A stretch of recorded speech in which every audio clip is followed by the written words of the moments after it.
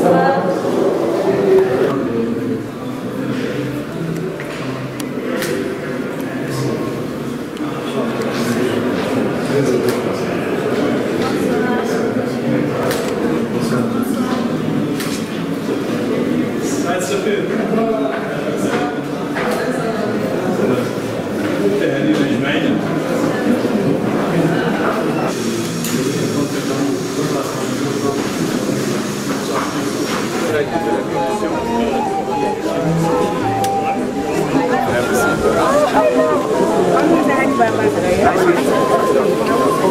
Bonjour, ambassadeur Belgique.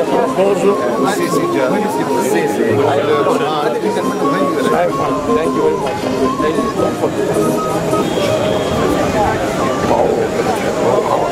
Du ministère des Affaires étrangères, de l'intégration africaine et des Guinéens établis à l'étranger. Monsieur l'ambassadeur de la République algérienne de...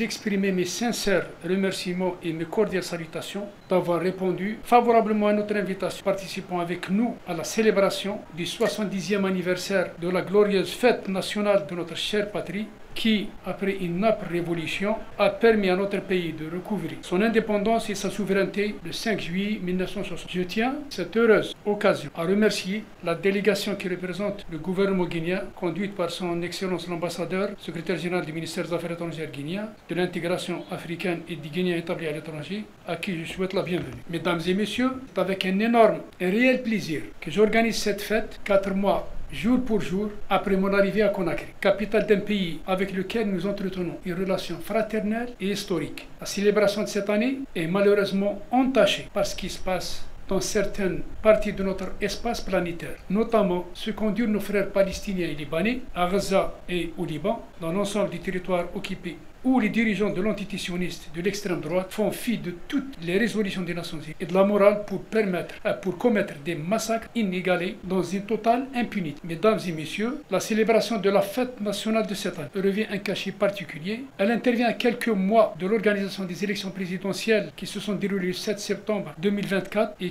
qui consacré le choix du peuple algérien en la personne de M. Abdelmajid Tebboune, président de la République, pour un second mandat qui lui permettra de parachever les engagements pris et entamés durant le premier mandat. Le processus d'édification d'une Algérie nouvelle, qui se détache totalement des pratiques et du mode de gestion antérieur, est basé sur les principes qui suivent la consolidation de l'état de droit, la mise en œuvre d'une nouvelle politique économique créatrice de richesses et attirante d'investissements étrangers, 2025, a confirmé son attachement aux idéaux de paix, de justice et de non-ingérence dans les affaires intérieures des pays, de soutien aux causes justes et légitimes à travers le monde, le bon voisinage et le règlement pacifique des conflits. La priorité de notre action diplomatique est tout logiquement dirigée vers son appartenance et ses espaces naturels, le continent africain, le monde arabe et la région méditerranéenne. Dans ce cadre, mon pays milite pour la promotion du panafricanisme, l'intégration économique, la bonne gouvernance et la lutte contre le terrorisme. L'Algérie a travaillé activement à la mise en place et à la mise en œuvre de la zone de libre-échange continentale africaine, ZLECAf, tout comme elle a créé en février 2020 une agence de coopération internationale pour la solidarité et le développement dédiée essentiellement au soutien de projets de coopération dans les pays africains. Au titre du monde arabe, l'Algérie joue un rôle prépondérant dans la concrétisation du processus visant la création d'un État palestinien souverain et indépendant aux frontières de juin 1967 avec Jérusalem-Est comme capitale. Enfin, concernant la sphère méditerranéenne, l'Algérie œuvre inlassablement à l'émergence d'une zone de paix, stabilité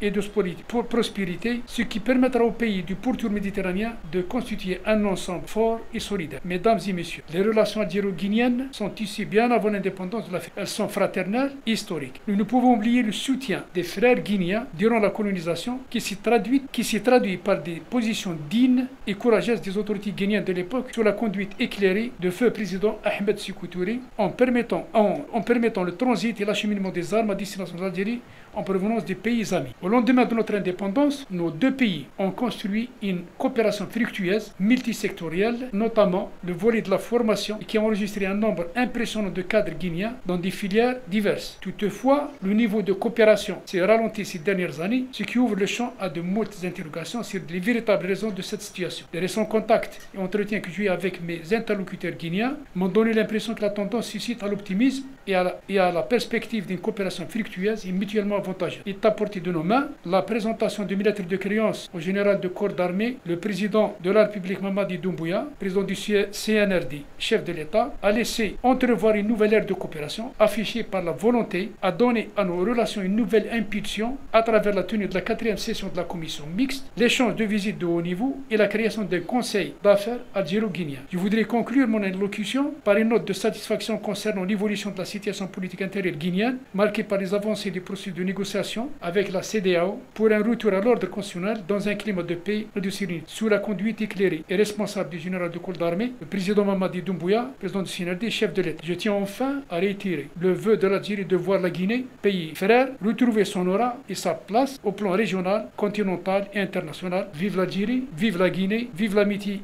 et la coopération algéro-guinéenne.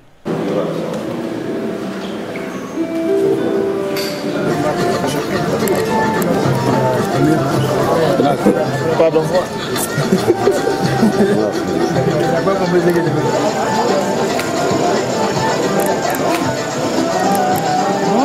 Oui, bon. C'est bon. Allez-y, c'est bon.